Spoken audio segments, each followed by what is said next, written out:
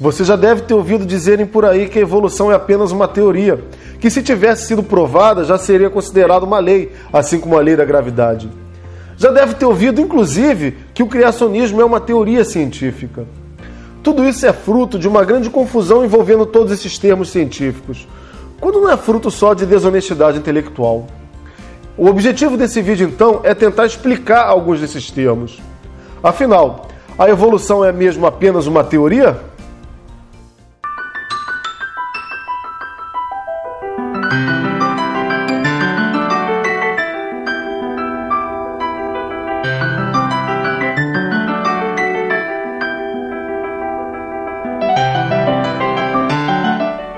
Fala galera, meu nome é Davi Airoli e sejam bem-vindos novamente ao canal Papo de Primata.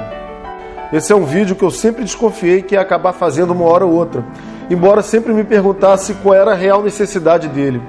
Afinal, esse é um assunto já extensamente abordado na internet, inclusive por canais de amigos meus.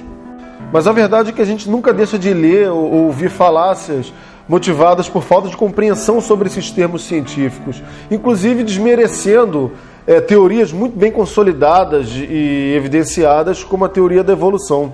E como em breve eu vou começar uma série sobre as evidências da evolução, eu acho que é um bom momento para tentar explicar esses termos e já deixar esse vídeo preparado, inclusive, para algumas respostas a comentários que com certeza eu vou ter que responder. Então essa é a minha contribuição a esse tema. Eu vou tentar explicar aqui alguns desses termos que causam tanta confusão ao público em geral. E para começar, eu vou tentar explicar o que é um fato científico.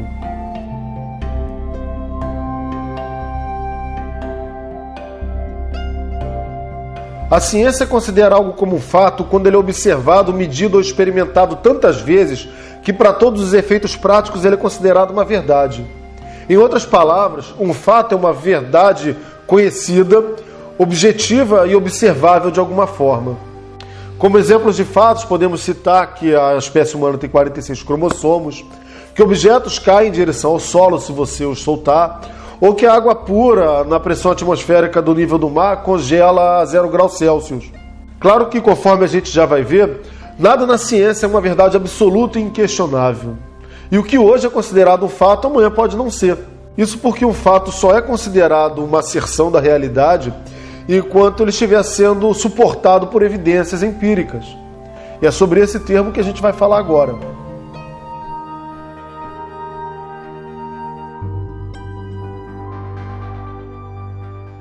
Uma evidência é um elemento que indica a veracidade ou a falsidade de uma determinada proposição. Por exemplo, uma quantidade significativa de álcool etílico encontrada no sangue de um motorista é uma evidência de que ele consumiu bebidas alcoólicas um pouco antes de dirigir. Da mesma forma, roupas secas encontradas no varal são evidências de que não choveu nas últimas horas. Só que, galera, a ciência só aprecia evidências empíricas, ou seja, aquelas que podem ser observadas ou então reproduzidas através de experimentos. Então, o que conta como evidência para a ciência são dados que podem ser comprovados pelos nossos sentidos. Por exemplo, uma evidência anedótica, que é basicamente o testemunho ou o relato de alguém, não é considerada uma evidência científica, porque ela não pode ser observada ou demonstrada experimentalmente. E as evidências são importantíssimas para a ciência, galera, porque é com base nelas que a gente comprova ou contesta qualquer afirmação. Um dado conhecimento considerado correto hoje pode deixar de ser-lo amanhã, com base em novas evidências encontradas. Por exemplo, até séculos recentes, acreditava-se que as doenças eram causadas pelos odores fétidos que emanavam da matéria em putrefação, o que se chamava comumente de miasma. Essa ideia acabou sendo abandonada quando chegaram novas evidências que mostraram a existência de vida microscópica e acabaram por produzir uma revolução na medicina, obrigando a reformulações de grande parte do conhecimento que se tinha nessa área. E é nesse ponto que a gente pode começar a falar sobre a evolução. Durante muito tempo, imaginou-se que os seres vivos surgiram da forma como se parecem hoje. Tigres sempre foram tigres, pinheiros sempre foram pinheiros e homens sempre foram homens. Embora alguns filósofos da antiguidade, como Anaximandro e Empédocles, tivessem aventurado ideias diferentes, a visão predominante era que as espécies fossem imutáveis. não havia nada que mostrasse o contrário de algo tão naturalmente aceitável. Mas conforme os estudos de biologia foram sendo aprimorados, evidências de que as espécies mudavam com o passar do tempo começaram a ser notadas. Fatores como a anatomia comparada e a distribuição geográfica das espécies eram indícios que cada vez mais tornavam-se difíceis de serem ignorados. Com o advento da paleontologia, evidências fósseis foram sendo cada vez mais encontradas, revelando não só espécies distintas, mas também formas transicionais que teriam dado origem àquelas que vemos hoje. Teorias como a do uso e desuso de Lamarck, ou a da herança de características físicas de Maupertuis, muito antes de Darwin, tentavam explicar essas transformações que cada vez ficavam mais evidentes que ocorriam. O próprio avô do Darwin, o Erasmus Darwin, chegou a antecipar o trabalho do neto, tendo em vista esse conjunto cada vez mais vasto de evidências. Então, quando Darwin escreveu A Origem das Espécies, a evolução já era um fato bastante conhecido nos meios científicos. O que o pai da seleção natural fez foi tentar explicar como isso acontecia. E de lá para cá, muito do que aprendemos apenas evidencia ainda mais que as espécies realmente se transformam no decorrer das gerações, com o acúmulo de mutações ocorridas com o passar do tempo. As evidências hoje inegáveis atestam: a evolução é um fato. A teoria da evolução apenas explica como a evolução ocorre. E mesmo que hoje ela fosse mostrada como uma explicação incorreta, algo bastante improvável, isso só demonstraria que a gente teria que encontrar outra explicação, mas não negaria o fato de que as espécies se transformam com o decorrer do tempo, algo perfeitamente observável e testável dentro e fora de laboratórios. O que acontece, e vocês já devem imaginar, é uma confusão sobre o termo teoria, que na ciência tem um significado muito diferente daquele usado popularmente. Teoria no popular é uma conjectura, uma especulação qualquer, uma possibilidade não adequadamente testada nem evidenciada. A verdade, no entanto, é que o significado de teoria científica é o inverso disso, conforme a gente já vai ver. Na verdade, o que mais se aproxima, mais ou menos, dessa ideia de conjectura no método científico seria uma hipótese.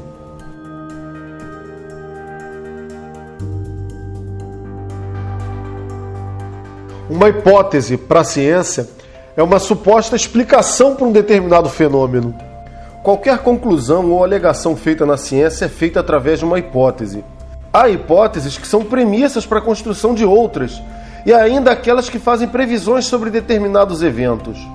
Um exemplo de uma hipótese que poderia ser construída é: todas as aves põem ovos. Um outro exemplo, com outra estrutura em natureza, seria: avestruzes são aves, portanto põem ovos.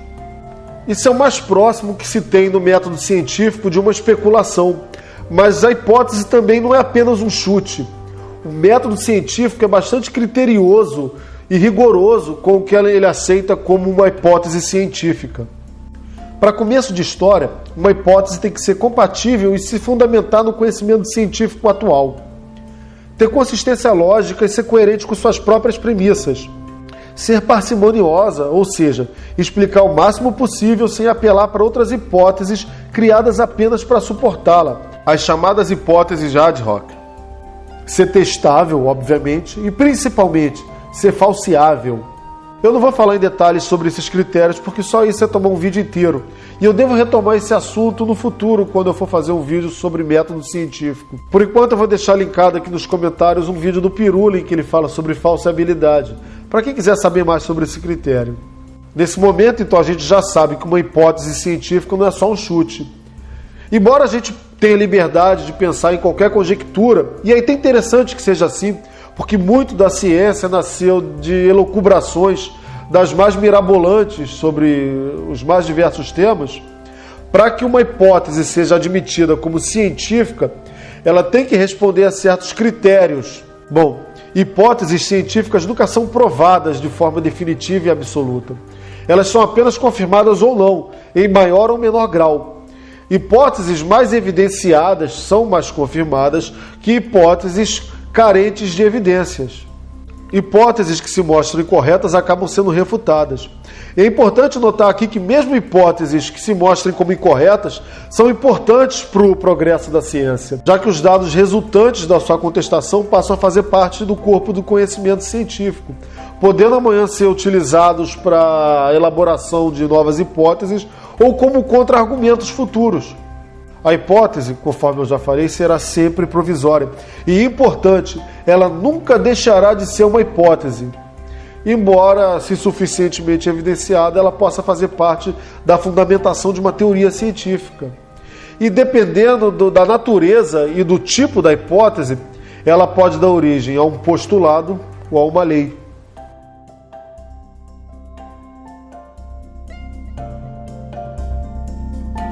Postulados ou axiomas são premissas tão evidentemente verdadeiras que elas são consideradas como corretas, seja por intuição, seja por conhecimento empírico anterior. Eles são dados que são utilizados como pontos de partida para a elaboração de teorias, que a princípio não vai ter a preocupação de prová-los como corretos. Por exemplo, a sentença em que eu disse "todas as aves põem ovos" poderia ser um dos postulados que eu usaria em uma teoria na qual eu tentaria provar que um avestruz é uma ave, sem que eu me preocupasse nessa teoria em confirmar que realmente todas as aves põem ovos. Isso quer dizer que não podem ser questionados? Podem e devem, afinal nada na ciência é intocável.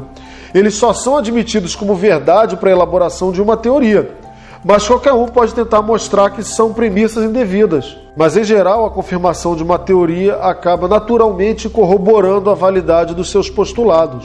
Dois bons exemplos de postulados que a gente pode citar aqui são o postulado da luz e o princípio da relatividade, ambos de Einstein, assumidos como verdadeiros para que ele pudesse avançar nos estudos que dariam origem à teoria da relatividade.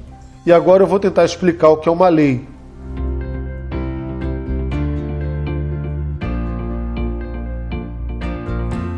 Uma lei científica ou lei física, galera, é uma regra que define algum aspecto do universo, deduzida a partir de repetidas observações experimentais. Em outras palavras, é a proposição de que algo sempre acontecerá se determinadas condições estiverem presentes. Ou seja, com base na observação de regularidades, chegou-se à conclusão de que isso ou aquilo acontece dadas tais e tais condições.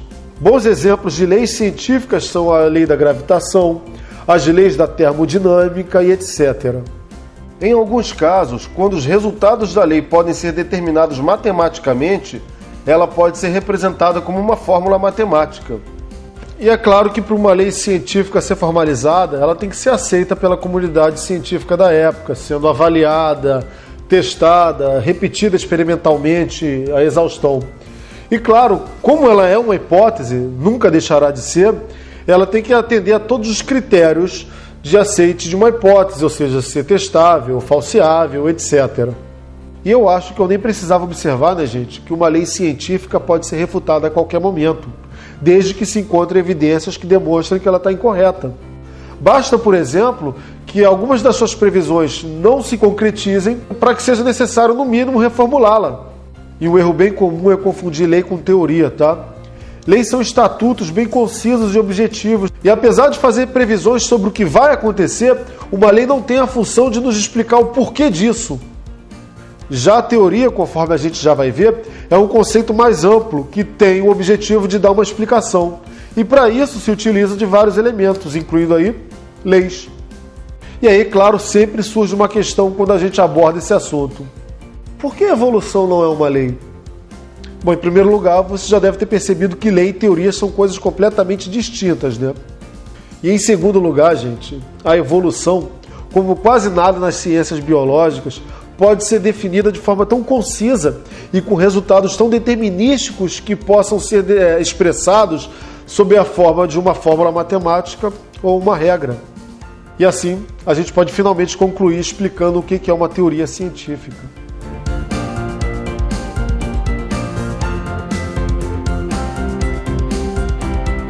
Bom, a gente chegou agora no último termo científico que eu vou explicar nesse vídeo, e é o que geralmente causa mais confusão. E eu deixei ele para o final justamente porque ele vai utilizar na sua explicação todos os termos que a gente viu até agora. E eu já falei aqui da confusão entre o termo teoria no sentido popular e no sentido científico. Eu vou tentar explicar agora o sentido científico de uma forma bem gráfica. Quando os cientistas desejam apresentar uma explicação científica para um determinado fenômeno, eles inicialmente enumeram os fatos. e eles então reúnem evidências que corroboram a explicação sobre o fenômeno em questão. Com base nos fatos e nas evidências, apresentam então uma série de hipóteses sobre o assunto em questão. Hipóteses que atendam, obviamente, ao critério de aceitação para serem cientificamente avaliadas. Algumas delas serão consideradas hipoteticamente corretas, e não será o objetivo final dessa explicação que está sendo elaborada confirmá-las, embora isso possa eventualmente ocorrer. São consideradas postulados e serão utilizadas como premissas na construção de outras hipóteses e da própria explicação como um todo. Estas hipóteses serão verificadas minuciosamente, algumas delas sendo descartadas. Conforme aquelas que sobrarem forem sobrevivendo às tentativas de refutação, vão se confirmando e consolidando a sua aceitação. Esse processo de tentativa de confirmação levará um tempo indeterminado, mas nesse momento nós já temos uma explicação científica. Eventualmente, dependendo da estrutura e da exatidão com que consegue determinar resultados, algumas dessas hipóteses podem receber o título de leis, que se fortalecerão conforme seus resultados forem sempre se repetindo conforme previsto. E então, a gente pode descrever essa explicação científica, obedecendo rigorosamente os critérios do método científico, de forma bem detalhada, formal e organizada, utilizando todos esses instrumentos de pesquisa, e então publicá-la em um livro ou periódico de divulgação científica, de modo que fique disponível para a avaliação da comunidade global de pesquisadores. O nome dessa explicação? Teoria científica. É isso aí. E uma descrição mais formal para uma teoria científica, retirada da Academia de Ciência dos Estados Unidos, é essa aqui. Uma teoria é uma explicação plausível ou cientificamente aceitável, bem fundamentada e que explica algum aspecto do mundo natural. Um sistema organizado de conhecimento aceito que se aplica a uma variedade de circunstâncias para explicar um conjunto específico de fenômenos e predizer as características de fenômenos ainda não observados. É claro que esse é um termo que não é muito utilizado pelas pessoas em geral e é isso que causa tanta confusão. Mas eu vou deixar aqui uma dica pessoal. Geralmente, quando eu tento explicar o termo teoria científica para uma pessoa pouco inteirada com os termos científicos, eu tento fazer uma analogia com uma palavra que ela conhece bem. Teórico, no sentido usado em prova teórica. Bom, o que é uma prova teórica? Diferentemente de uma prova prática, uma prova teórica é uma prova que a gente faz escrevendo. Uma prova teórica é uma demonstração de que nós conhecemos os princípios teóricos que norteiam algo que nós estudamos. E esses princípios não são suposições. A prova teórica, para se tirar uma carteira de motorista, por exemplo, é feita para que você mostre seus conhecimentos sobre leis de trânsito, direção consciente, primeiros socorros, etc. Tudo isso faz parte do mundo real, que é explicado na matéria teórica dos cursos de direção, que nada mais é do que um modelo descrevendo a realidade e explicando para o aluno por que as coisas são da forma que são. Embora essa analogia não seja totalmente precisa, com ela geralmente eu consigo fazer uma ponte com o significado de teoria científica, que nada mais é do que um modelo teórico que descreve e explica algum aspecto do mundo real, segundo critérios científicos. Ponto. E para finalizar, eu queria lembrar que as teorias, assim como as hipóteses, são sempre provisórias. Todas elas, incluindo a teoria da gravidade. Isso não quer dizer que a gente vai sair flutuando por aí de uma hora para outra. Mas algumas teorias são tão bem fundamentadas e evidenciadas que, na prática, a gente pode tratá-las como se fossem certezas. Mas elas não são certezas, pelo menos não para a ciência. A ciência sempre vai estar aberta para a possibilidade de aparecerem novas evidências que a obriguem a reformular quaisquer teorias. Se ela não fosse assim, se ela não admitisse que pudesse estar errada, a ciência seria então um empreendimento dogmático. Não existem provas científicas. A ciência não aceita nenhuma prova como evidência e também não produz nenhuma prova. Esse é um erro comum. O máximo que se pode dizer de algo que esteja de acordo com estudos científicos é isso mesmo. É aceito pela maioria da comunidade científica. Maioria, porque até consenso é difícil encontrar em ciência. A atividade científica funciona em termos de possibilidades, cuja aceitação varia em função de evidências empíricas. Vejam, por exemplo, o criacionismo, que nem teoria científica é, já que carece de hipóteses minimamente testáveis ou observáveis. cujas evidências são anedóticas, baseadas em lendas e livros antigos e inconsistentes logicamente. Há uma grande possibilidade do criacionismo ser apenas uma lenda primitiva, criada numa época em que não tínhamos o conhecimento científico que a gente tem hoje. E, enquanto isso, a possibilidade da teoria da evolução ser a explicação correta para o fato da evolução é esmagadoramente grande. Ela é extensamente evidenciada, observada e testada, a ponto de, na prática, poder ser considerada uma certeza. Mas certeza é algo que a ciência não se dá ao luxo de ter. E é por isso que ela se fundamenta em teorias. Chegamos ao final de mais um vídeo, pessoal, e eu espero que esse tenha sido de utilidade para vocês. Eu agradeço ao Douglas Rodrigues, do Universo Racionalista, que é estudante de filosofia e fez a revisão do texto desse vídeo aqui, para ver se ele não estaria muito desatualizado sobre como as correntes filosóficas modernas enxergam esses termos clássicos. É bom observar que esse assunto é bem vasto e alguns aspectos desses conceitos são alvo de debate entre alguns autores. Sobretudo hoje, quando temos conceitos como metateorias, prototeorias, discussões sobre a modificação dos critérios para a aceitação de hipóteses não testáveis ou não falseáveis, como aquelas envolvendo alguns aspectos da teoria das cordas ou conceitos pré-Big Bang. De qualquer forma, a área de comentários está aberta para quaisquer observações. E eu vou ficar muito feliz se, no melhor espírito científico, debates surgirem aqui, porque a discordância é um importante fator de progresso científico.